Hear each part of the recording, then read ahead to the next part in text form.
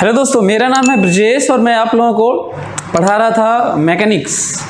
और मैकेनिक्स में भी काइनेमेटिक्स पढ़ रहे हैं हम लोग, ठीक है। तो आप लोग देखें कि पिछले क्लास में हम लोग बेसिक जो फंडामेंटल जो डेफिनीशन है उसकी बात की। आपका मन करता है तो लिख भी सकते हैं, जैसे वेलोसिटी को डिफाइन करना है तो मैं लिखवाया नहीं था, बस मैं ये बताया था कि काइनेमेटिक्स क्या है। कहा था कि पोजीशन के बारे में आपसे पूछा था, टाइम के बारे में थोड़ी बहुत बात किया था मैं, लेकिन मैं वेलोसिटी, एक्सेलरेशन, ये सब बातें, डिस्टेंस, ये सब ना, ये सब जो फार्मूला है ना उसी से डिफाइंड है। तो इसलिए बहुत ज़्यादा ये नहीं, कुछ लोग बताए भी थे कि वेलोसिटी कैसे डिफाइन करेंगे। So rate of change in position with respect to time, है ना। स्पीड कैसे डिफाइन करेंगे? Magnitude of rate of change in position with respect to time. Acceleration कैसे डिफाइन करेंगे? Rate of change in velocity with respect to time. तो हमको लगता है कि इतना सबको आता है, इसलिए मैं नहीं लिखवाया। आपका मन करता है तो इन सब चीज़ों को लिख सकते हैं, किताबों में मिल जाएगा, ठीक है।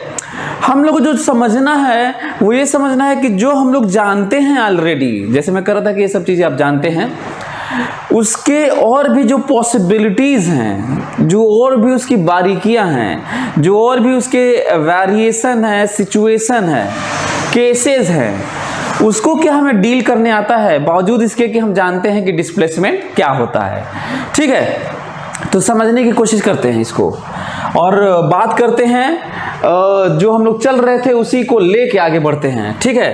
तो एक बात करते हैं ऐसे,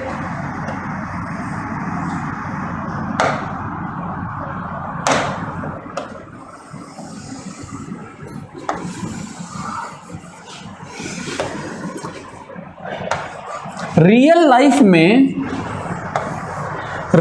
में आप लोगों से बात हो चुकी है कि पोजीशन को डिफाइन करने के लिए हम लोगों को रेफरेंस लेना होता है, याद होगा आप लोगों को शायद, ठीक है। तो ये जो एक्स वाई पोजीशन है ये रियल लाइफ में सब होता है, ये ओरिजिन रियल लाइफ में होता है। चाहे वो बिल्डिंग का कंस्ट्रक्शन करना हो या कोई चीज़ की ज्योमेट्री बनानी हो तो उसके एक तो स्केल मानते हैं। जैसे होता है ना कि घर का डिज़ाइन बनाना है किसी भी चीज़ का, या कार का डिज़ाइन बनाना है तो वो तो एक पेपर पे होता है। तो ऐसा नहीं होता ना कि घर का डिज़ाइन बनाना है तो 3 मीटर या 10 फीट 12 फीट का जो हाइट है उसमें पेपर में 12 फीट खींचना होगा। हमें कहना पड़ता है कि let 1 centimetre is equal to 1 feet, है ना। तो 12 सेंटीमीटर से हम लोग अपना बना लेते हैं स्केल ऐसे। तो एक तो स्केल वाला जो हम लोग को लगता है कि मैं उसमें वेक्टर में भी बताया हूँगा। हमें लगता है कि आप एक एक लोगों को, यदि आपको लगता भी है कि वेक्टर आपको आता है तो भी आप वेक्टर पढ़िए, आपको पता चल जाए कि आपको वेक्टर नहीं आता था, आपको 10% शायद आता रहा होगा, थोड़ा बहुत फेमिलियर रहे होंगे। तो इसलिए वेक्टर का पूरा क्लास कर लीजिएगा, बहुत ज़रूरी है। अच्छा, कुछ बातें और, यदि मान लीजिए कोई लखनऊ पे है ना, कोई लखनऊ से दिल्ली गया बाय रोड,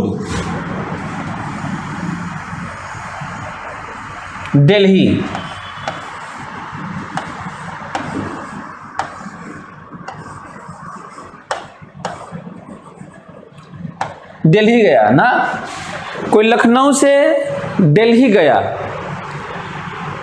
अब ये इसका पोजीशन मानने का जो तरीका है वो है, मैं गाजीपुर का हूं तो मैं गाजीपुर में हूं, तो ये ओरिजिन गाजीपुर नहीं है, क्योंकि गाजीपुर तो अपने आप में बहुत बड़ा है। याद है मैं कहा था कि रिलेटिव सारी चीजें होती हैं, तो गाजीपुर तो बहुत बड़ा हो गया इन सब के इस डिस्टेंस के मामले में, तो ओरिजिन ऐसे मानना तो सही नहीं रहे, गाजीपुर। हाँ, गाजीपुर को अर्थ के स्केल पे हम लोग एक गाजीपुर को पॉइंट की तरह ट्रीट कर सकते हैं, और भी मून सन के नाम पे गाजीपुर को ट्रीट कर सकते हैं, लेकिन जो डिस्टेंस जिस तरह का ये ले रहे हैं उसके अनुसार तो गाजीपुर एक बड़ा सा एरिया है, उसको ऐसे ट्रीट करना कि ओरिजिन है वो सही नहीं है।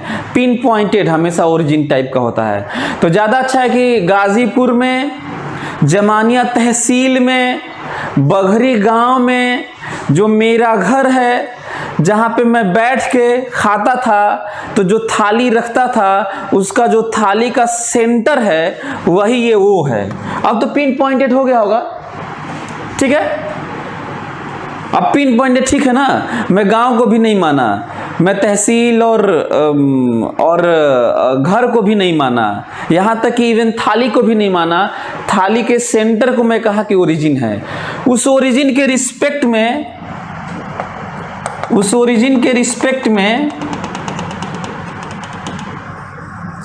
ये है RI और ये है RF। हमको लगता है आप लोग इन चीज़ों को समझ रहे होंगे मैं क्या कहना चाह रहा हूँ।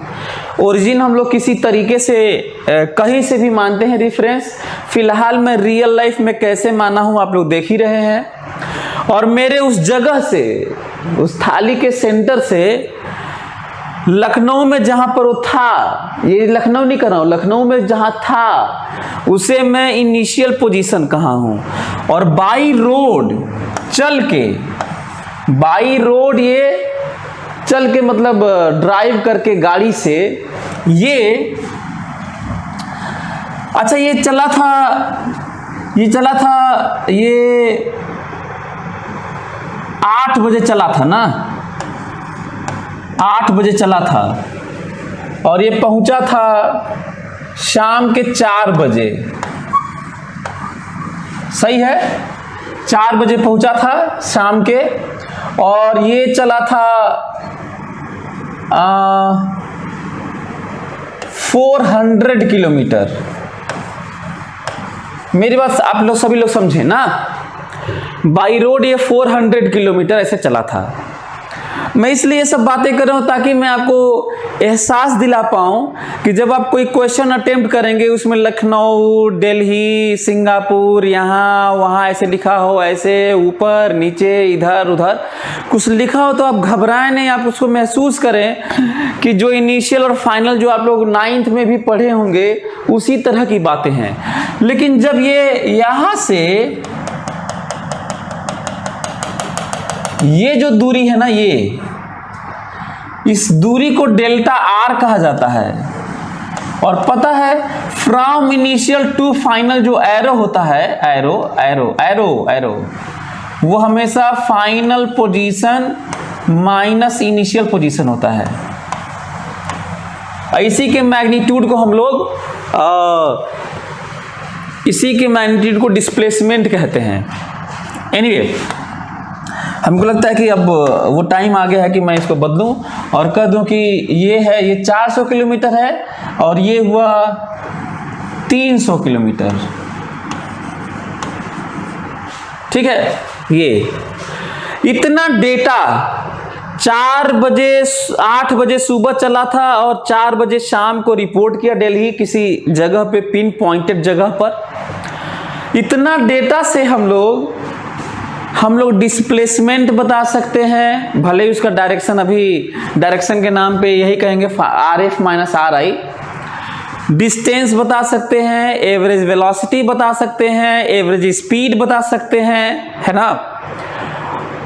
पर हम लोग किसी मोमेंट पर हम लोग एग्जैक्ट स्पीड, एक्सेलरेशन, डायरेक्शन, ये सब बड़ा मुश्किल हो रहा है। तो इससे ये जो फोटो आपको दिख रहा होगा इससे साफ है, यदि कोई कहता है कि डिस्प्लेसमेंट बताइए, कोई कहता है कि डिस्प्लेसमेंट बताइए, तो डिस्प्लेसमेंट का आंसर कितना है बताओ।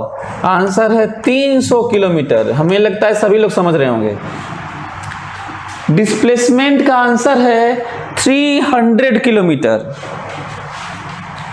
और यदि कोई कहता है नहीं डिस्टेंस बताइए, हमसे कोई कहता है कि नहीं डिस्टेंस बताइए, आंसर है 400 किलोमीटर। बोलो, जो एक्चुअल में गाड़ी चली है बाई रोड, वो 400 किलोमीटर है। और straight shortest path length, shortest distance between initial and final is known as what? Displacement. मैं तो कहता हूं कि आप लोगों को वर्ड पे भी ध्यान देना चाहिए। डिस्प्लेसमेंट मतलब डिस्प्लेस मतलब एक प्लेस से दूसरे प्लेस मतलब क्या, सीधा दूरी। जैसे होता है ना डिस्प्लेस, डिसलोकेट एंड मिसप्लेस।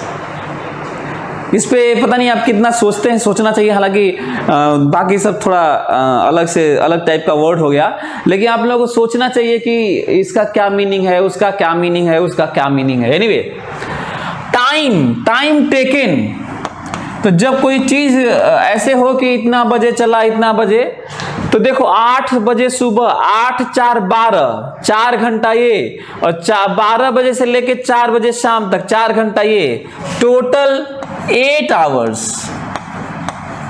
हमें लगता है ये भी समझ रहे होंगे आप लोग, ये भी आपको पता चल रहा होगा। यदि कोई हमसे कहता है कि एवरेज वेलोसिटी बताइए, बताओ एवरेज वेलोसिटी क्या होता है? डिस्प्लेसमेंट बाय टाइम होता है। डिस्प्लेसमेंट हमें पता है, डिस्प्लेसमेंट है 300 किलोमीटर और लगा है 8 घंटा, यही किलोमीटर पर आवर है, यही आंसर है। कोई कहता है एवरेज स्पीड बताइए, एवरेज स्पीड बताइए। चला है ये डिस्टेंस कवर्ड है 400 किलोमीटर और लगा है 8 hours, that is 50 kilometre per hour. हमें लगता है सभी लोग समझ रहे होंगे। तो जितना इंफॉर्मेशन हमारे पास था, जितना इंफॉर्मेशन हमारे पास था उसके अनुसार डिस्प्लेसमेंट बताया, डिस्टेंस बताया, टाइम टेकन बताया, एवरेज वेलोसिटी बताया, एवरेज स्पीड बताया। नोटिस करने वाला क्या पॉइंट है मालूम है? याद करो पिछले क्लास में आप लोगों को क्या समझाया था। जनरली चीजें 80% क्वांटिटीज टाइम के रिस्पेक्ट में डिफाइन हो के रेट ऑफ चेंज से हैं, और समथिंग बाय समथिंग, बड़े बड़ा चेंज, ठीक ठाक चेंज एवरेज ही होता है। यदि आप इस तरह मेरी बात को सुनेंगे तो बड़ा साइंस, बड़ा मजा आएगा। ठीक है। दूसरा, जब हम उसी एवरेज को बहुत शॉर्ट टाइम में करते हैं, लेते एवरेज ही हैं क्योंकि तरीका कोई और है नहीं, तो जब बहुत कम टाइम इंटरवल में उसे एवरेज करते हैं तो उसे इंस्टैंटेनियस और मोमेंट पे कहते हैं। तो आप देखें कि ये है स्थिति। लेकिन इमेजिन करो यदि मैं कहूं कि 8 बजे सुबह चला था और 4 बजे शाम को पहुंचा है, तो पहले तो मैं आपको बता दूं कि एवरेज वेलोसिटी का क्या मतलब है। कई लोग तो यही नहीं जानते हैं, दुनिया में बहुत कम लोग जानते हैं कि किसी भी चीज का एवरेज का क्या मतलब होता है। चलिए मैं समझाता हूं, अच्छे से समझने की कोशिश करना, ठीक है। एवरेज वेलोसिटी का मतलब होता है वह constant velocity from initial to final straight direction. सभी लोग मेरी बात ध्यान सुने। वह constant fixed value of velocity directed from initial to final, जो उतने ही टाइम में 8 घंटे में ही वो डिस्प्लेस हो जाए। हमें नहीं लगता कि कोई जानता भी रहा होगा, टीचर्स तक नहीं जानते हैं। हाँ, निकाल लेते हैं, आंसर आ जाता है, सेलेक्ट हो जाते हैं, जानते नहीं हैं। तो एवरेज का क्या मतलब होता है? एवरेज का मतलब होता है कि जो चीजें हुई हैं वो वेरिएबल के तौर पे ना हो बल्कि एक कांस्टेंट वैल्यू हो, जो रियलिटी नहीं है, ये अलग बात है। कांस्टेंट से हो, चाहे वो करंट हो, इंड्यूस ईएमएफ हो, पोटेंशियल डिफरेंस हो, फील्ड हो, एक्सेलरेशन हो, फोर्स हो, मोमेंटम, है ना, कोई भी चीज, काइनेटिक एनर्जी हो। तो क्या समझना है, कोई चीज के एवरेज का मतलब है कि थ्रू आउट द इंटरवल उसको क्या माना जाए, कांस्टेंट, हालांकि है नहीं, और उतने ही टाइम में वो हो जाए, वो करंट चल जाए, उतना चार्ज चला जाए, उतना इंड्यूस ईएमएफ हो जाए, उतना हीट डेवलप हो जाए, उतना ये हो जाए, उतना वो हो जाए। हम लोग ऐसे देखेंगे साइंस को, ठीक है। फ्रॉम इनिशियल टू फाइनल की तरफ डायरेक्टेड हो और कांस्टेंट हो, हमेशा डिस्प्लेस होता रहे away from initial to final, away from initial to final, directed to final. तो बताइए वो वैल्यू क्या होगी? तो वैल्यू यही होगी जो 8 घंटे में तय हो जाएगी। दूसरा, एवरेज स्पीड का क्या मतलब होता है? हाँ, मैं वही समझा रहा हूं। एवरेज स्पीड का क्या मतलब होता है? तो एवरेज स्पीड का जो रियली में पाथ है, इनिशियल टू फाइनल नहीं, जो रियली में जिससे चला है उसी पर वह कांस्टेंट स्पीड, वेरिएबल नहीं। हालांकि कोई लखनऊ से दिल्ली गया होगा तो इसी तरह की बात हुई होगी, तो क्या उसका स्पीड हमेशा 50 किलोमीटर पर आवर रहा होगा? अरे बीच में नाश्ता वास्ता किया होगा, कहीं पे जाम लगा होगा, कहीं पे कोई सामने आ गया होगा, स्पीड कम कर दिया होगा। जब शुरुआत में स्टार्ट किया होगा तो स्पीड तो 0 से ही शुरू किया होगा, रोकते स्टॉप करते समय दिल्ली जब पहुंचा होगा तो वहां पे भी कम हुआ होगा, है ना। जब खाना खाया होगा, नाश्ता किया होगा तो 15-20 मिनट, आधा घंटा तो ऐसे ही बैठ के 0 स्पीड रही होगी, है ना। तो मैं क्यों इतना एक्सप्लेन कर रहा हूं मालूम है? तुम लोग इसी तरह से साइंस को जीना। मैं इस फील्ड में इसीलिए आया था ताकि मैं इंडिया में साइंस को जिंदा रख सकूं। मर चुका है यहाँ पर साइंस, यहाँ इंडिया में हर जगह लगभग मर चुका है। और यही बच्चे यहाँ के मिट्टी में एक पता नहीं क्या है, पावर है शायद, सीजन ऐसा है, इतने इतने ओर्स हैं यहाँ पर, हर तरह की अपॉर्चुनिटी है, लेकिन पॉलिटिकल विल नहीं है और चीज़ें नहीं है तो अच्छी नहीं हो पाई। यहीं के लोग अलग अलग सेक्टर में, कारपोरेट वर्ल्ड में हंगामा कर रहे हैं, लेकिन बेसिक एजुकेशन तो खराब हो ही गया है, आप लोग भी देख रहे होंगे। एनीवे, तो मैं इसलिए इतना एक्सप्लेन कर रहा हूं। तो अब बताओ हमको, यदि मैं ऐसे कहूं कि 10 बजे, 8 बजे तो चला ही था, मैं कहूं कि 10 बजे उसके कार की वेलोसिटी, कार से गए थे लोग बाई रोड, 10 बजे कार की वेलोसिटी क्या थी? तो आंसर है 50 नहीं थी, वो पता नहीं क्या थी। वो 10 बजे एट 10 AM, इसी को कहते हैं इंस्टैंटेनियस वेलोसिटी या सिंपली वेलोसिटी। और नहीं बताया जा सकता, जितना इंफॉर्मेशन है उतना नहीं बता सकता। अच्छा, क्या आप लोग एवरेज समझ में आया? एवरेज, दुनिया का कोई चीज का एवरेज का क्या मतलब होता है? अच्छा, एवरेज का भी इंपॉर्टेंस है। एग्जांपल लेते हैं तो ज्यादा समझ में आएगा। जैसे मान लीजिए, एवरेज का और राउंड ऑफ का, दोनों का मैं मतलब समझा देता हूं, बहुत कम बच्चे जानते हैं। एवरेज का मतलब होता है हमें बहुत सारी चीजें, बहुत सारा वेरिएशन हो तो वो बता पाना बड़ा मुश्किल होता है, तो हम लोग लगभग लमसम लपेट के बताते हैं। कैसे बताते हैं? लपेट के, हाँ भाई ये है। वही कहीं पे भी यही बात होती है। जैसे मान लीजिए हमारे L1 कोचिंग में 100 क्लासेस हैं, रन करते हैं।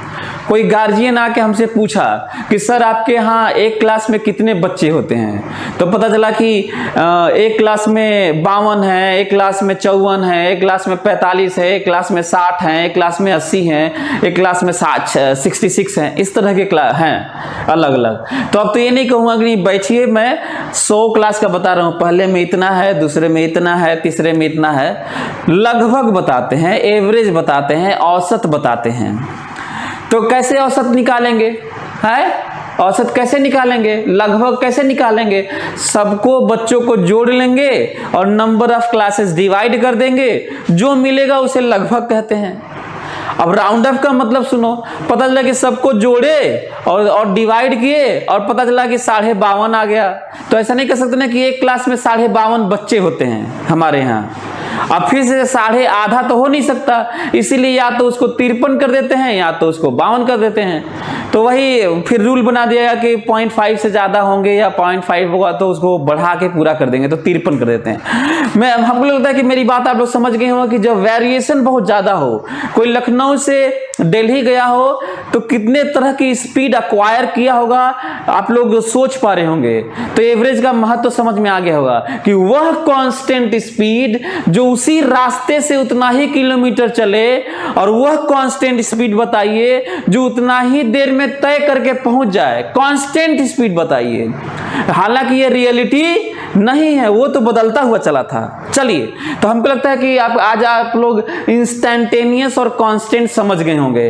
तो कांस्टेंट किसे बोलते हैं ये, पर क्या ये रियलिटी है? ये नहीं, रियलिटी नहीं है, ये तो लपेट के बताई हुई चीज है। जो लखनऊ से दिल्ली तक 50 से लगातार चलते रहें, बिना खाए पिए, बिना जाम में रुके, बिना स्पीड बदले, तो ये होगा, पर रियलिटी ये नहीं है। तो हमें तब क्या, जैसे एग्जांपल यदि मैं कहूं 10 बजे बताइए, आप लोगों का कोई answer? how to find velocity of that car at 10 AM sharp। Actual में ये होता है, एक्चुअल में पहला स्टेटमेंट बड़ा सा, जो चीजें किसी इंटरवल में, चाहे छोटे से छोटा हो चाहे बड़े से बड़ा हो, यदि हम छोटे से छोटा करके इंस्टेंटेनियस निकालने की कोशिश करते हैं, निकालते हैं, जो रियली में हमारे ज़िंदगी में टाइम के रिस्पेक्ट में ज़्यादातर चीज़ें डिफाइंड हैं। फैक्ट ये है कि 10 बजे वेलोसिटी की बात करना, एग्जैक्ट 10 बजे, मीनिंगलेस, कैंसिल, मीनिंगलेस, कोई मतलब नहीं होता। क्यों मतलब नहीं होता? ध्यान से सभी लोग सुनेंगे और फिर मैं बताता हूं कि आप लोग जो बता रहे थे वो क्या है ना। फिर से सुनो, 10 बजे, भले ही ये 8 बजे चल के 4 बजे पहुंच गया है दिल्ली, लखनऊ से दिल्ली, लेकिन 10 बजे या कभी भी किसी टाइम पर किसी भी क्वेश्चन में 10 बजे या t बराबर 2 सेकेंड पर या किसी मोमेंट पर वेलोसिटी कितना है, एग्जैक्ट उसी पर, एग्जैक्ट मीनिंगलेस है। क्यों मीनिंगलेस है? क्योंकि जब तक थोड़ी दूर चलेगा नहीं, थोड़ा टाइम लगेगा नहीं, तो दूरी में वो डिस्प्लेसमेंट, छोटा सा डिफरेंशियल डिस्प्लेसमेंट में छोटा सा टाइम इंटरवल नहीं डिवाइड करोगे तो घंटा मिलेगा। तुमको क्या मिलेगा बताओ? तो at 10 AM no displacement, nothing, no velocity, kind of not define, velocity होते हुए भी नॉट डिफाइन है। बात क्यों हो रही है? क्यों हो रही है मैं बता रहा हूं, फिर से सुनो। ds बाई dt, ds मतलब छोटा सा डिस्प्लेसमेंट और dt तो छोटा सा टाइम इंटरवल होता है ना। What is time interval at 10 AM? Meaningless. 10 AM पे कोई इंटरवल नहीं होता, ये एक टाइम है। अब अगला पॉइंट, एक तो मीनिंगलेस है। जैसे एग्जांपल लेते हैं कि जैसे कोई चीज चल रही है, हम लोग फोटो खींचते हैं, तो दुनिया में हर एक चीज एक एक मोमेंट पे उसका पोजीशन फिक्स्ड है। तो उसका पोजीशन 10 बजे फिक्स्ड है, वो तो चल ही नहीं रहा था, वो तो फिक्स था। हाँ, अगले मोमेंट पे, दूसरे मोमेंट पे दूसरी जगह था। पता नहीं आप कितना महसूस कर पा रहे हैं, उसको मैं थोड़ा और अच्छे से क्लियर करता हूं। 10 बजे मीनिंगलेस ये इसलिए है क्योंकि जब तक कुछ दूरी में कुछ टाइम इंटरवल ना डिवाइड किया जाए तब तक कैलकुलेशन नहीं हो सकता, कुछ मिल नहीं सकता। ठीक है, तो एक तो ये पॉइंट है। दूसरा, इसको मीनिंगफुल कैसे बनाया गया, सभी लोग मेरी बात समझेंगे। वही वाली बात फिर से आगे, रिलेटिव वाली। तो सोचते हैं ध्यान से सभी लोग मेरी बात। एवरेज लेने जा रहा हूं, जैसे अभी एवरेज लिया गया है बहुत दूरी के लिए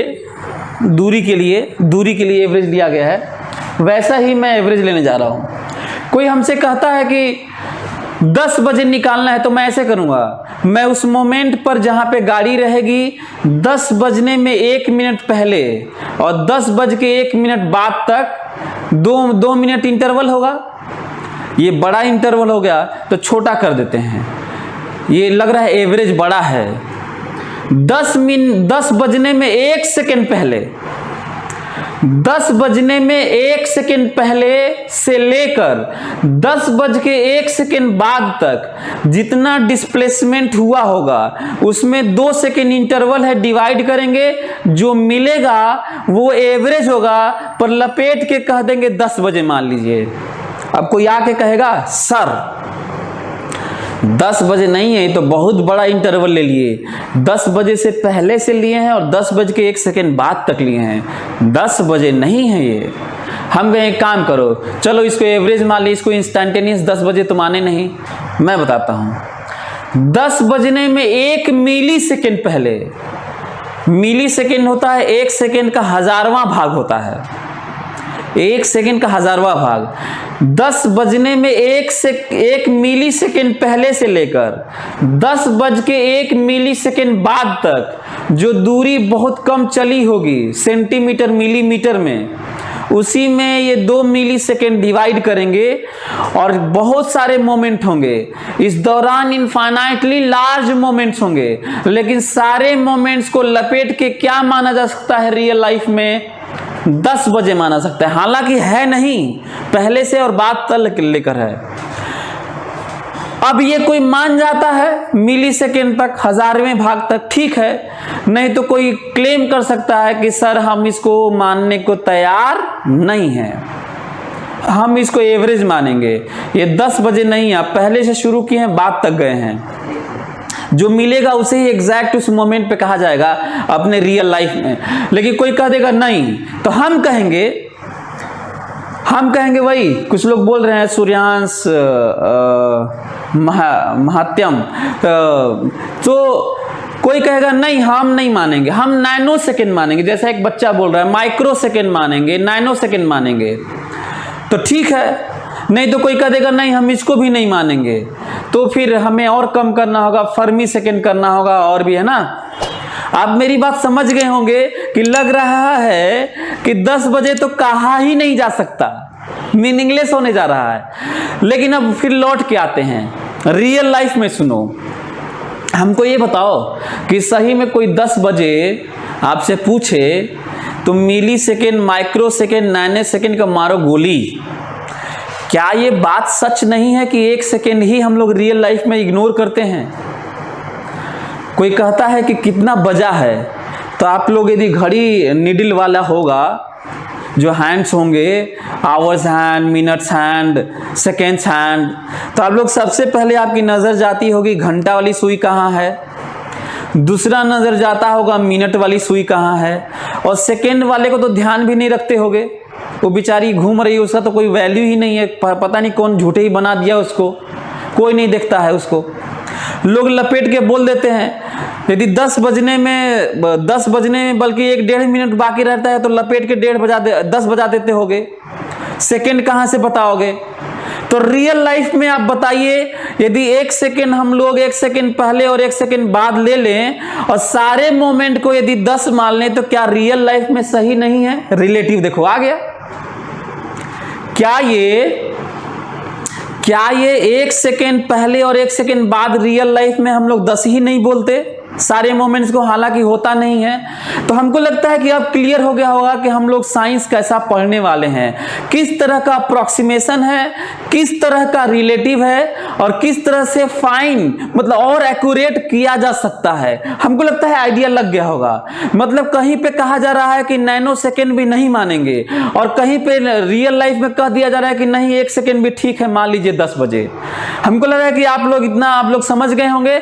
यदि समझ गए होंगे तो अब बात यह है कि 10 बजे बताने के लिए 10 बजे के इर्द गिर्द, 10 बजे के आसपास, 10 बजे के पास में ही इधर उधर थोड़ा सा इंटरवल लेके, थोड़ा सा टाइम इंटरवल लेके, जिसे dt कहा जाएगा। क्या कहा जाएगा? dt, और चलेगा ds, और डिवाइड करोगे जो मिलेगा उसे हम लोग कहेंगे वेलोसिटी एट दैट मोमेंट है, जो कि रियली में एट दैट मोमेंट नहीं है। लपेट के मान रहे हैं कि एट दैट मोमेंट है। चलिए, हमको लगता है कि आप लोगों को समझ में आ गया होगा, और यदि आप लोगों को समझ में आ गया होगा तो यही मतलब है ds/dt का। बोलो, तो वो dt जिसको हम लोग एट t मान लेते हैं, t पर dt, किसी t पर dt लेते हैं और कह देते हैं t ही है, क्योंकि नो चेंज, जबकि चेंज है।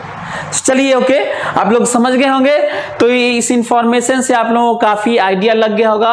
अच्छा हाँ, एक और चीज, किस तरह के क्वेश्चन बनते हैं यदि ये कह देते हैं कि ये देखो, यदि ये कह देते हैं क्वेश्चन टाइप का, मैथ्स टाइप का, कह देते हैं कि हम देते हैं इनिशियली कोऑर्डिनेट के रूप में 2y प्लस 3j प्लस 4 के इनिशियल पोजीशन है लो, और गाड़ी चल के पहुंची है finally 10i plus 2j minus 4k।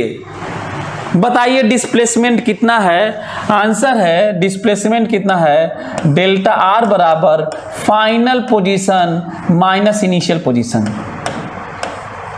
हमको लगता है ये भी आप लोग समझ गए होंगे, बोलो।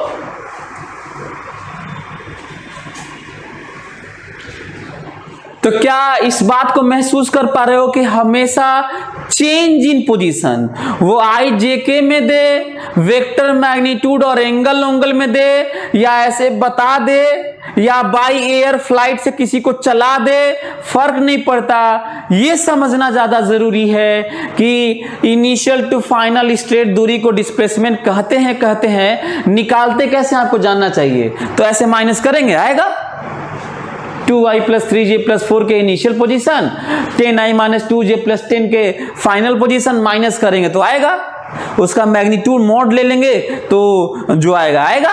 ये समझना है। दूसरा एक और चीज, स्टेटमेंट में कैसी बातें होती हैं वो सुन लो, ध्यान से मेरी बात सुनना। स्टेटमेंट में वो कहते हैं, ऐसे कहते हैं कि एग्जाम्पल लेते हैं, ज्यादा समझ में आएगा आपको। बाई रोड एक आदमी बाई रोड एक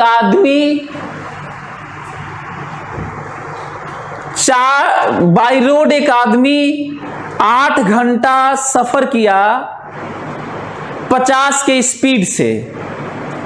ध्यान से, बाई रोड एक आदमी 8 घंटा सफर किया 50 के स्पीड से, 50 किलोमीटर पर आवर से। लेकिन जब वो लौटा वहां से, या फिर एक और दूसरा आदमी उसका दोस्त फ्लाइट से गया और वो चला 600 किलोमीटर पर आवर और 1 घंटे में फटाक से पहुंच गया। 1 घंटे में, मेरी बात ध्यान से सुनना, 600 किलोमीटर पर आवर 1 घंटे में नहीं, 15 मिनट में पहुंच गया। बताना है कि जो रोड वाले से आदमी गया था उसकी एवरेज वेलोसिटी क्या है दिल्ली। मेरी बात, मैं ये क्यों बात कर रहा हूं मालूम है? इसलिए बात कर रहा हूं क्योंकि जो रोड से गया है उसका हम लोग टाइम निकाल लेंगे, उसके दिए हुए जो टाइम 8 घंटा चाहे जो दिया हुआ है, और बाई प्लेन वाले से हम लोग स्ट्रेट दूरी निकाल लेंगे और डिस्प्लेसमेंट आ जाएगा, और डिस्प्लेसमेंट में टाइम डिवाइड करेंगे तो रोड वाले का एवरेज वेलोसिटी आएगा। मतलब ये मेरे कहने का मेरा सेंस बस ये था कि क्या हम लोग जो क्वेश्चन लिखा है उसमें हम लोग क्लियरली ये समझ पा रहे हैं कि किसी भी चीज का एवरेज वेलोसिटी निकालने के लिए डिस्प्लेसमेंट बाय टाइम निकालना होता है। बाई रोड वाला भी निकालना है तो बाई रोड वाले का एवरेज वेलोसिटी निकालना है, बाई रोड वाले का एवरेज वेलोसिटी निकालना है। उसके लिए भी एयर वेलोसिटी चाहिए कि नहीं, aerial distance, that is displacement. अब उसको कहां से दे रहा है? फ्लाइट से। तो हम लोग को टाइम रोड वाले का उसका टाइम निकालेंगे और फ्लाइट वाले का डिस्टेंस निकालेंगे। फ्लाइट वाले का क्यों डिस्टेंस निकालेंगे? क्योंकि वो स्ट्रेट वाला डिस्प्लेसमेंट होगा। मैं ये क्यों बता रहा हूं? क्योंकि क्वेश्चन में जब तुम पढ़ते होगे तो इन फार्मूला पहले सोचेंगे कि ऐसा भाई कि डिस्प्लेसमेंट बाय टाइम से ही आएगा। अब दिक्कत है कि हमारे पास इंफॉर्मेशन मिल ही नहीं पा रहा है डिस्प्लेसमेंट कितना हुआ है। तो बार बार पढ़ो उस क्वेश्चन को, समझो और मेहनत करो, आएगा। एक और चीज है, चलिए एक और मेरे क्वेश्चन का जवाब दे दीजिए तब आगे बढ़ते हैं। एक क्वेश्चन का मेरे जवाब दे दीजिए तो थोड़ा आगे बढ़ते हैं। सभी लोग जवाब देंगे, सभी लोग मेरे साथ इंटरैक्ट करेंगे। हाँ,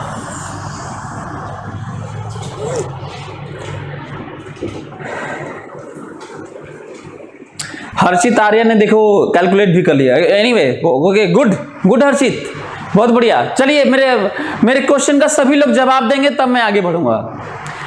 क्या डिस्प्लेसमेंट और डिस्टेंस कभी भी बराबर हो सकता है? Come on, reply fast. क्या डिस्प्लेसमेंट और डिस्टेंस कभी भी बराबर हो सकता है? Come on, reply fast. Displacement और डिस्टेंस कभी भी बराबर हो सकता है?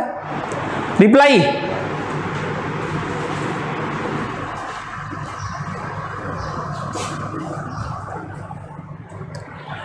क्या डिस्प्लेसमेंट और डिस्टेंस कभी भी बराबर हो सकता है? मैं आप लोगों से यही एक्सपेक्ट कर रहा था कि आप लोग यही बोलेंगे। सभी लोगों का गलत है। सभी लोग लिख रहे हैं yes yes yes, straight line, this that, सीधा चलते रहे, पता नहीं क्या क्या लिख रहे हैं। जितना भी आप लोगों का आंसर है सबका गलत है। अब मैं आपको बताने वाला हूं, सरप्राइज करेंगे आप सरप्राइज हो जाएंगे। और फिजिक्स को हम लोग इसी तरह देखेंगे। जितने भी लोग लिख रहे हैं सबका गलत है। लिख रहे हैं यस सर इन सम केसेस, और इसका आंसर है नेवर। इसका आंसर है नेवर। अब फिर बाद में एक्सक्यूज मत देना तुम लोग। हम लोग साइंस को इसी तरह, इसी नजरिए से देखेंगे जो मैं आंसर करने जा रहा हूं। डिस्प्लेसमेंट और डिस्टेंस कभी भी बराबर नहीं हो सकते, क्योंकि displacement is a vector quantity and distance is scalar quantity, और वेक्टर बराबर स्केलर कभी नहीं हो सकता।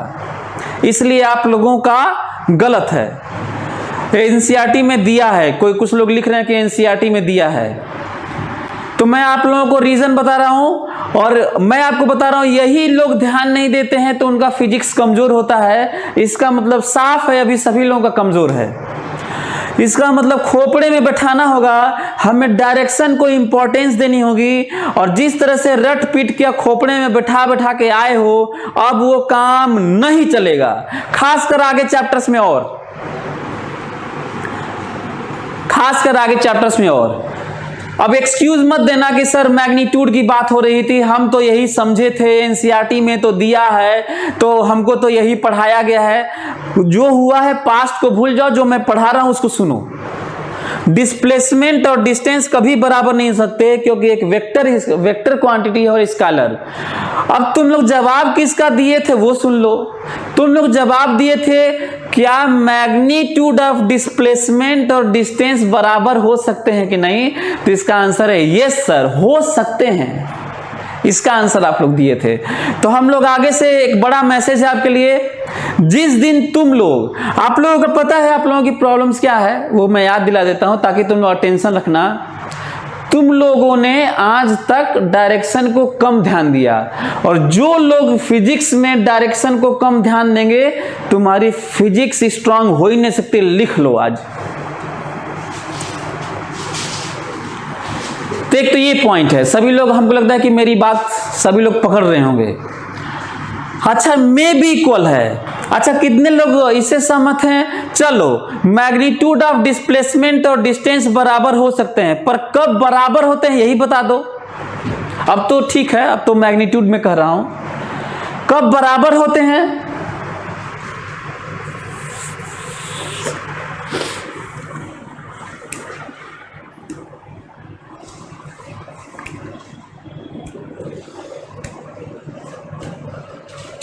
कब बराबर होते हैं?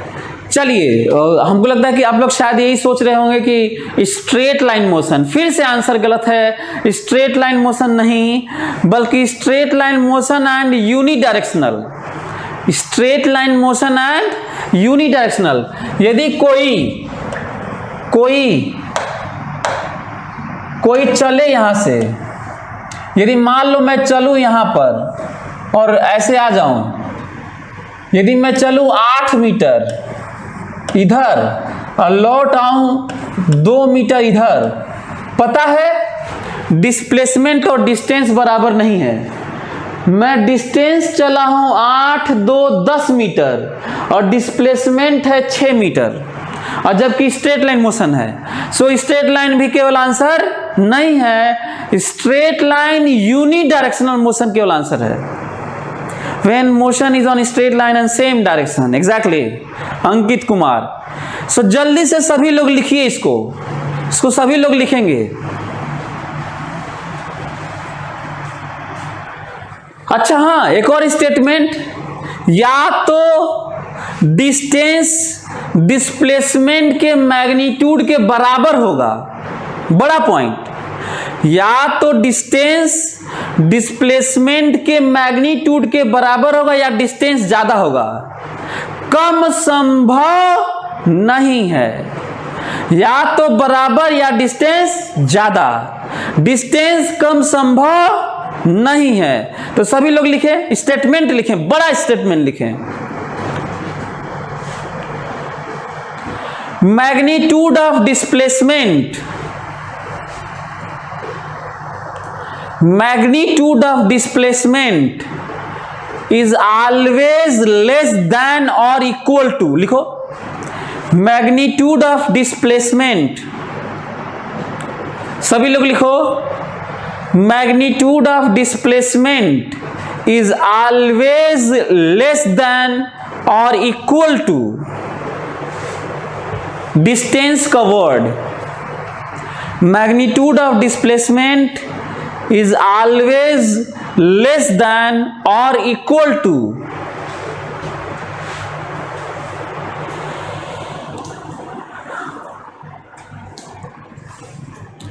magnitude of displacement is always less than or equal to distance covered।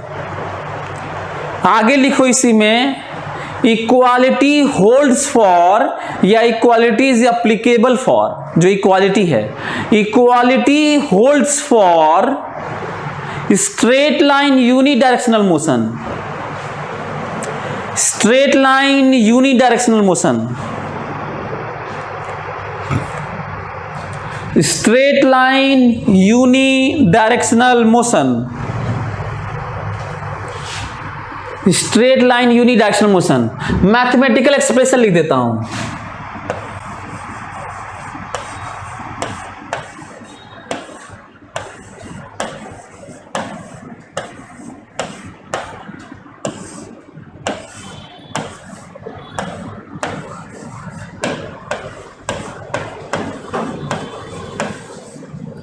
हाँ, magnitude of displacement, magnitude of displacement is always less than or equal to distance, या तो डिस्टेंस से ये छोटा होगा या बराबर होगा, और ये भी लिखवा दिया हूं कि बराबर कब होगा, बराबर कब होगा। और यदि डिस्प्लेसमेंट का मैग्नीट्यूड में टाइम डिवाइड करें, लेस देन और इक्वल टू डिस्टेंस में टाइम डिवाइड करें, आपको पता है एवरेज वेलोसिटी का मैग्नीट्यूड लेस देन और इक्वल टू एवरेज स्पीड, ये भी लिख लो। मैं दोनों में टाइम डिवाइड कर दिया हूं, इसी में टाइम डिवाइड किया हूं,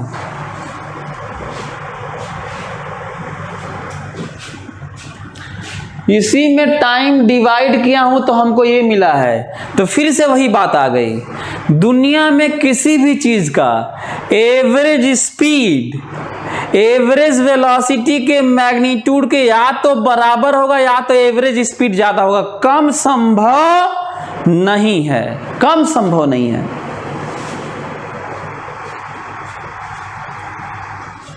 कम संभव नहीं है, और यही रीजन है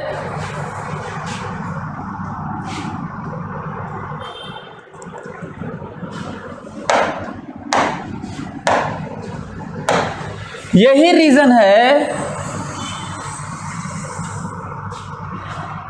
रीजन है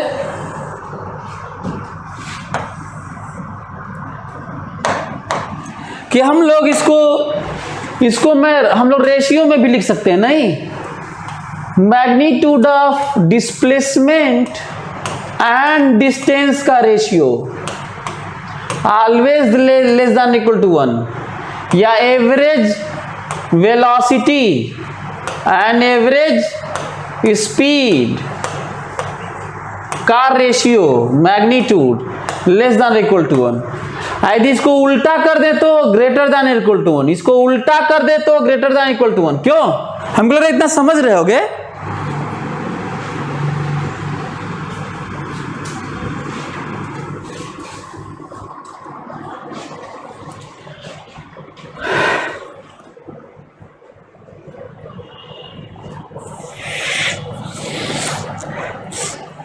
एक और चीज आप लोगों को इंफॉर्मेशन दे दूं, चलो मेरी बात ध्यान से सुनोगे ना सभी लोग।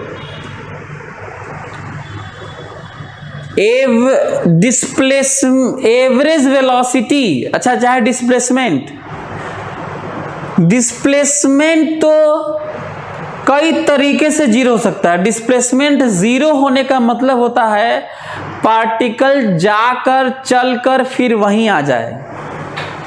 फिर से, दुनिया में किसी ऑब्जेक्ट का, पार्टिकल का, किसी भी चीज का डिस्प्लेसमेंट जीरो कब होता है बताओ? जब पार्टिकल जाए और फिर चल के वहीं पर आ जाए। इनिशियल पोजीशन ही फाइनल पोजीशन बन जाए, फाइनल पोजीशन और इनिशियल पोजीशन सेम हो जाए, या पार्टिकल जाके चल के वहीं पर आ जाए, डिस्प्लेसमेंट जीरो। इसके अलावा कोई केस नहीं है। पर डिस्टेंस कभी जीरो नहीं होता। डिस्टेंस कवर्ड केवल एक केस में जीरो हो सकता है, पार्टिकल चले ही नहीं वहीं रह जाए, मोशन ही ना हो। बड़ा पॉइंट। पार्टिकल चल के कहीं से भी कैसे भी इनिशियल पोजीशन पर आ जाए तो डिस्प्लेसमेंट जीरो हो जाता है। लेकिन चला है, गया है, आया है, लेकिन डिस्टेंस कभी जीरो नहीं हो सकता। बस एक केस है जीरो होने का, बल्कि मोशन हो जाए, मतलब वो चले तो जीरो हो ही नहीं सकता।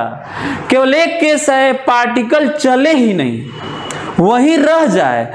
यदि चल दिया तो भले ही लौट के आ जाए, डिस्टेंस जीरो नहीं होता। तो ये भी एक ख्याल रखने वाली बात है। इसका मतलब ये बात यदि समझ गए तो एवरेज वेलोसिटी और एवरेज स्पीड पर आओ। यदि ये समझ गए तो एवरेज वेलोसिटी और एवरेज स्पीड पर आओ। एवरेज वेलोसिटी जीरो केवल एक केस में हो सकता है, टाइम तो ऐसे भी नहीं रुकता है। एवरेज वेलोसिटी जीरो केवल एक केस में होगा, फार्मूला याद करो, डिस्प्लेसमेंट बाय टाइम होता है एवरेज वेलोसिटी। इसका मतलब एवरेज वेलोसिटी जीरो का मतलब है डिस्प्लेसमेंट जीरो, और डिस्प्लेसमेंट जीरो का मतलब है उसे लौट के वहीं आना होगा। बोलो, समझ में आ रहा है? और एवरेज स्पीड जीरो होने का मतलब है डिस्टेंस बाय टाइम जीरो, और एवरेज स्पीड जीरो होने का मतलब होगा डिस्टेंस जीरो, और डिस्टेंस जीरो का होने का मतलब है उसे चलना ही नहीं होगा।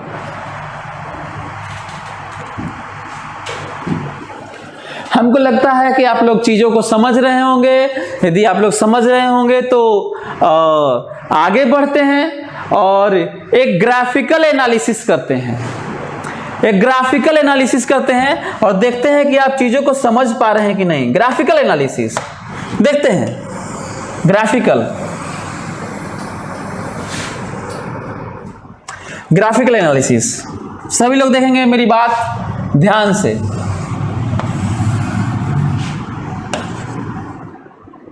ये है एक्स एक्सिस और ये है टाइम।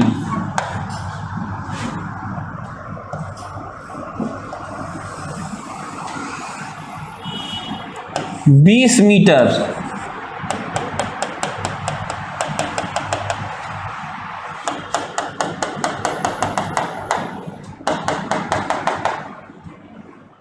ये है 4, ये है 6, ये है 8। ठीक है। अब particle is moving on x axis. Question है,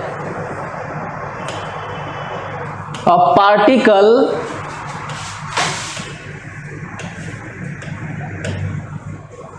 पार्टिकल या कार मान लीजिए, moving on moving on x axis, obviously straight line होगा। shown in graph, shown in graph, if average velocity in 0 to t time is zero,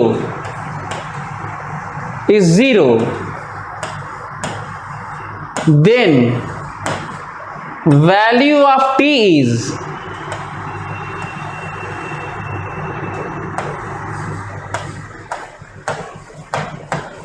हाँ T बताइए। आपको बताना है कि ये एक बातचीत हो रही है, एक पार्टिकल एक्स एक्सिस पर चल रहा है।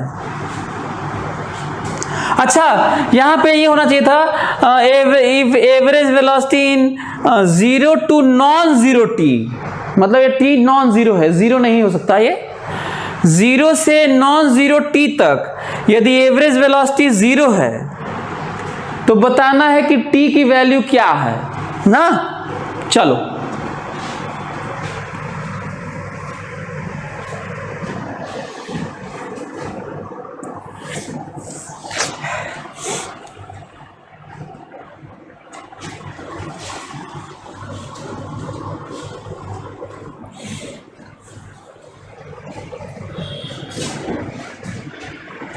ये जो आपके सामने है, ये जो बातें हैं, इसमें हम लोग बहुत कुछ सीखने वाले हैं। ठीक है, हम लोग जो सामने आप लोगों को क्वेश्चन में लिखा हूं जिसका स्टडी करना है, a particle moving on x axis shown in figure is shown in graph if average velocity in 0 to non-zero t is 0 then value of t is ना, ऑब्जेक्टिव मान लो चाहे डिस्कशन मान लो चाहे जो भी मान लो, समझने की कोशिश करते हैं। पहले तो ये पहला आप लोगों के लिए इंफॉर्मेशन है, कभी भी ग्राफ को पाथ न माने, ग्राफ को केवल ग्राफ माने, variation of this quantity with respect to this quantity. Information बड़ा इंफॉर्मेशन साइंस का। ग्राफ को केवल ये माना जाए कि इसका वेरिएशन, इसके अगेंस्ट का जो तरीका है वेरिएशन का वो है, न कि पार्टिकल इसी पे चल रहा है। तो पहला पॉइंट ये है कि पार्टिकल का यदि मैं मोशन कहूं कि स्ट्रेट लाइन है कि कर्व है, यदि मैं आपसे पूछूं कि पार्टिकल का मोशन स्ट्रेट लाइन है कि कर्व है, तो आप लोगों में से ज्यादातर लोग कह देंगे कि कर्व है, साफ दिख रहा है। आंसर है पाथ स्ट्रेट लाइन है। पढ़ो, a particle is moving on x axis. अब एक्स एक्सिस पर कोई चीज चलेगा तो भला कर्व कैसे होगा, स्ट्रेट लाइन मोशन ही होगा। तो एक तो ये पॉइंट है जो समझना है, तो आप लोगों को याद रहेगा। एक तो ये है कि अभी देखो कनिष्का बोल रहे कि कर्व है, तो कर्व नहीं है, स्ट्रेट लाइन है। कहां से पता चला स्ट्रेट लाइन है? पार्टिकल केवल किस पे चल रहा है? एक्स एक्सिस पर, और एक्स एक्सिस पर कोई चीज चल रहा है तो उसका पाथ स्ट्रेट लाइन होगा। फिर लोग कहते हैं सर ये क्या बनाए हैं, तो ये पाथ नहीं है भाई, ये variation of position x against time है, ये समझो। एक पॉइंट ये है जो तुम्हें जानना था। दूसरा, एवरेज वेलोसिटी का फार्मूला बताओ क्या होता है? डिस्प्लेसमेंट बाय टाइम होता है। ठीक लिखा हूं? और एवरेज वेलोसिटी को कहा गया है जीरो होना चाहिए। ये जीरो तब होगा जब डिस्प्लेसमेंट जीरो होगा, और डिस्प्लेसमेंट जीरो तब होगा जब इनिशियल पोजीशन पर ही फाइनल पोजीशन मतलब लौट के आ जाएगा। इनिशियल पोजीशन को बाय डिफॉल्ट t बराबर 0 पे मानते हैं, यदि दिया है तो ठीक है। इसका मतलब x बराबर 20 पर था और 20 पर ही फिर से आ जाए बताओ कितने देर बाद 20 पर फिर से आया है? 6 सेकेंड पर। और आंसर है t बराबर 6। इसका आंसर है t बराबर 6। इसका आंसर है। बहुत सारे लोगों का आंसर सही भी है। अब कई लोगों की शिकायत यह है कि सर समझ में नहीं आया, आप क्या बता दिए, क्या कर दिए। एक काम करता हूं, आपको फील कराने के लिए चाहे तुम लोग खुद भी खूब प्रैक्टिस करना। आसान से आसान या कठिन से कठिन क्वेश्चन का जो तरीका है अंडरस्टैंडिंग का, वो हमेशा हर जगह सेम अप्लाई करना। चलो मैं करता हूं, सभी लोग ध्यान देंगे। अब मैं रियली में तुम लोगों के लिए पाथ बनाने जा रहा हूं। ये रहा y, ये रहा x। ठीक है, ध्यान से मेरी बात सुनोगे। एक गाड़ी है, कार है, जो t बराबर 0 पर x बराबर 20 पर है। कैसे मालूम चला? क्योंकि t बराबर 0 पर देखो पोजीशन 0 नहीं है, 20 है। ग्राफ देखो तो ये है 20 पर है, ओरिजिन पर नहीं है। गाड़ी का x कम हुआ है और 8 हो गया है, तो गाड़ी का x कम होगा ऐसे।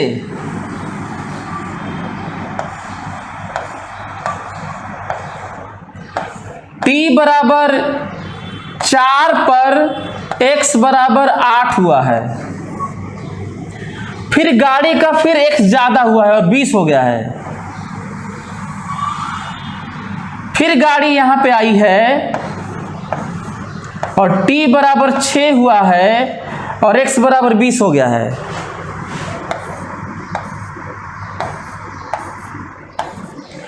ये जो हुआ है वो यहां पे हुआ है। हमको लगता है कि नहीं, अच्छा, जिनको नहीं समझ में आया, कनिष्का और कई लोग बोल रहे हैं नहीं समझ में आया। ध्यान से सुनो, चलो समझने की कोशिश करते हैं। हम लोग टाइम को बढ़ाएंगे और देखेंगे x का क्या हो रहा है, क्योंकि बात x पर हो रही है। ठीक है, पढ़ लो क्वेश्चन। ये सब पढ़ के भी सोचा करो। पहले खोपड़े में बैठाओ कि हम लोग x पर ही रहेंगे। सभी लोग पहले खोपड़े में बैठाओ ये पढ़ के कि हम लोग x पर रहेंगे, और x पर वैसे ही चलेंगे, आगे बढ़ेंगे, पीछे आएंगे, आगे पीछे जो भी करेंगे वो x पर करेंगे और इसको देखते हुए करेंगे। चलिए सभी लोग मेरे साथ चलिए। 0 से चलते हैं। t बराबर 0, t बराबर 0। बताओ पोजीशन x कहाँ? 20। t बराबर 0, x बराबर 20। गाड़ी देखो x कम हो रहा है, इसे डिक्रीज करना बोलते हैं। x कम हो रहा है टाइम के साथ में। 4 सेकेंड पर x 8 हो गया। तो बताओ इधर जाओ, 8 इधर होता है भाई, x 20 है यहाँ पर, 8 तो यही ना होगा इधर। कितने सेकेंड पर? t बराबर 4 पर x बराबर 8 है, तो इधर आओगे तभी ना, इधर थोड़ी 8 होता है। अच्छा, फिर टाइम और बढ़ा और बढ़ के x बराबर 20 हो गया 6 पर, तो फिर बढ़ा और t बराबर 6 पर x बराबर 20 हो गया, और बढ़ा तो चली गई गाड़ी। हमको लगता है सभी लोग समझ रहे होंगे। अब बताओ गाड़ी यहां पे आके ऐसे चली गई, डिस्प्लेसमेंट 0 हुआ कि नहीं? कितने पर? तो इनिशियल वाली लाइन खींचो और वही 20 सोचो, और जितना टाइम आएगा उसे आंसर है, वही आंसर है।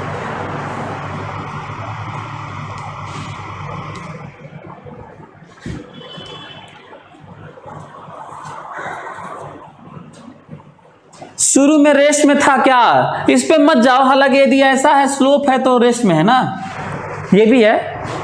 अच्छा एक और चीज बता दूं, देखो slope slope slope slope slope slope slope, ये जो स्लोप दिख रहा है ना, ये जानते हो ये सब क्या है? स्लोप वेलोसिटी है, और वेलोसिटी का डायरेक्शन नहीं है, वेलोसिटी का वैल्यू है। ये कृपया ये ना समझे कि गाड़ी ऐसे चल रही है, पहले गड्ढे में गई है फिर पहाड़ पर चढ़ी है।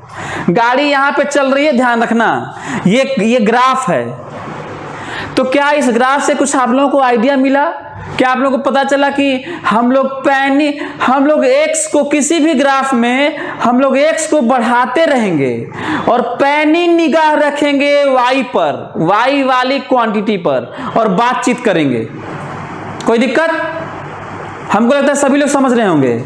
तो बताओ, इनिशियल पोजीशन 20 था, फाइनल 20 करने के लिए तुम्हें एक लाइन खींचना होगा ताकि 20 ही बात हो फिर से। और 20 कितने पर? 6 पर। तो 6 सेकेंड पर फिर से 20 पर होगा और डिस्प्लेसमेंट 0 होगा और एवरेज वेलोसिटी 0 होगी। बोलो कितने लोग एवरेज स्पीड, जब एवरेज वेलोसिटी 0 हो तो एवरेज स्पीड बताइए। चलिए answer, come on fast reply. जब एवरेज वेलोसिटी 0 हो तो एवरेज स्पीड बताओ। चलो सभी लोग एवरेज वेलोसिटी 0 हो तो एवरेज स्पीड बताओ। चलो बताओ। नॉन जीरो टी के लिए, नॉन जीरो टी ग्राफ यही है। 0 टू नॉन जीरो टी के लिए जब एवरेज वेलोसिटी 0 हो उस दौरान एवरेज स्पीड हमको बताओ। सभी लोग बताएं। मैं बताऊं? चलिए जरा फोटो देखो, इस पे देखो ना, ऐसे यहां पे भी देख सकते हो, यहां पे भी। बताओ गाड़ी यहां से यहां गई है, 20 पर है, 8 पर है, तो ये बताओ कितना हुआ? ये 12 गई है, 12 आई है, तो एवरेज वेलोसिटी 0 हुआ होगा। 12 गई है, 12 आई है, 12 गई है, 12 आई है, 12 गई है, 12 आई है। यहां पे भी 24 मीटर चली है। बताओ कितना? 12 गई है और 12 आई है, तो एवरेज वेलोसिटी 0 हुआ होगा। और जब एवरेज वेलोसिटी 0 हुआ होगा तो बताओ कितनी दूरी चली है? 12 जाना और 12 आना, 24 मीटर चली है। और टाइम कितना लगा है? 6। टाइम कितना लगा है? 6। आंसर है 4 मीटर पर second. So average velocity 0 to 6 में, 0 टू 6 में एवरेज वेलोसिटी 0 है। और एवरेज स्पीड बताओ, एवरेज स्पीड कितना है? बताओ जल्दी। आंसर है 24/6। 24/6। हमको लगता है सभी लोग सीख गए होंगे। तो चलो घबराना मत, हम लोग आराम से पढ़ेंगे। आज थोड़ा मैं ग्राफिकल एनालिसिस आप लोगों को बताया। आज मैं आप लोगों को बताया कि कैसे किसी ग्राफ को हम लोग समझने की कोशिश करेंगे, फिर हम लोग आगे बढ़ेंगे, कोई नई चीजें सीखेंगे अगले क्लास में। तब तक के लिए आप लोग अपना ख्याल रखिए, मेहनत करिए और इन डिस्प्लेसमेंट और डिस्टेंस और ग्राफ में डूबे रहिए। Thank you so much.